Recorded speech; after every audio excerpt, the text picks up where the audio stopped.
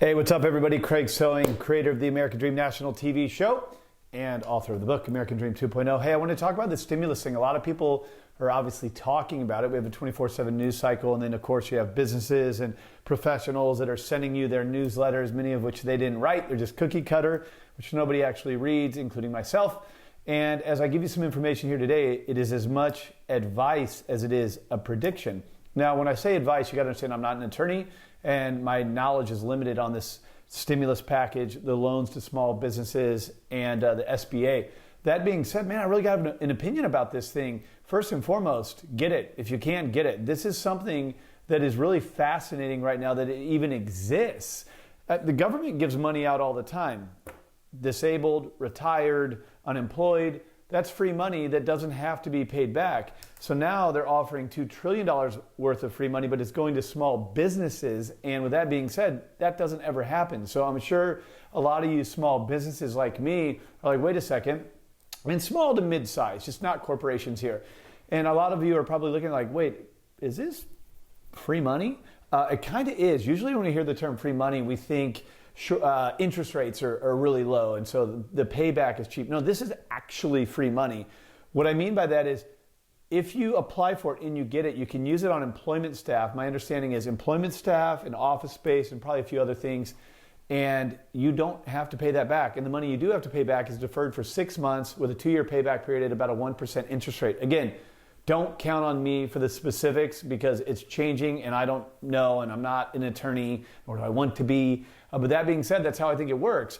Now, if you're a business and you're able to apply and get that, well, use it. My understanding is if you don't use it, you got to pay it back in a loan format. So use it. Use it the way you have to.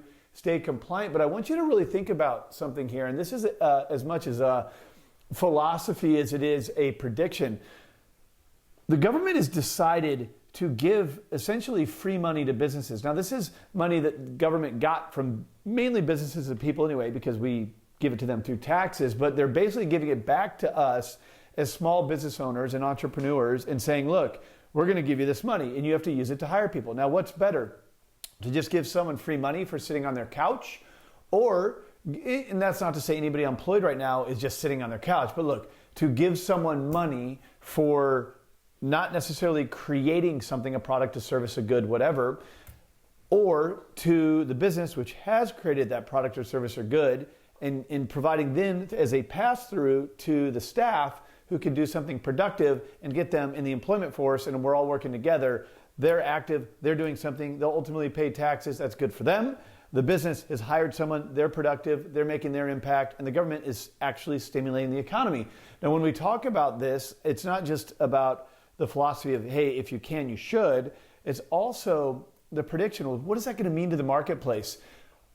I think it's going to be really good. People are looking at this coronavirus, which is an awful thing. It's an awful thing, but they're looking at it in a way where it's going to send us into a recession, a depression, and yeah, it's certainly having its impact, and who knows what the variables are in the next several days, several months. It could make it a lot worse, could make it a lot better. Who really knows? But that being said, we don't know. So when you look at this stimulus that's going to come through, we're trying to figure out what's the recovery going to look like. You have to understand the economy was doing just fine until a virus hit it. A virus. Well, that virus is going to go away at some point in time, and then you're going to be left with not just an economy, but one that's stimulated. And how is it stimulated? By giving money, a lot of it, to small businesses to ultimately hire with money they don't have to pay back. Now, that's going to cause a lot of businesses to be able to just fight the good fight and actually survive, but maybe to innovate more, to create, to hire, again, assuming compliance with how the law is going to work around this thing, but the ability to innovate and actually lean in and double down and get on their toes, not their heels here. What is that going to do for the country when we come out of the virus? It goes away because it's a virus, like I'm sure it will, but the economy, which was already strong, is now stimulated, and you have some of the biggest innovators, creators out there hiring and bringing people on and innovating and creating new ideas and things that can make an impact well beyond the disappearance of this coronavirus. It might just be the best days ever after this. Again, that's with sympathy and empathy to those who are ill, suffering. People have died from this thing and more will. It's horrible. It's horrible. We all know that.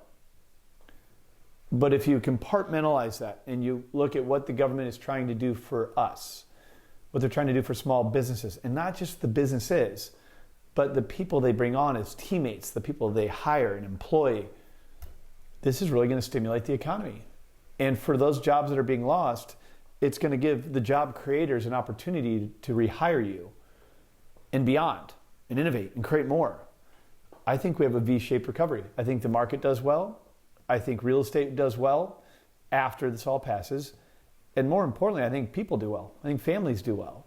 It's not, a business is comprised of people, right? But underneath all of that are families that are relying on those people to put food on the table, to pay the mortgage or rent.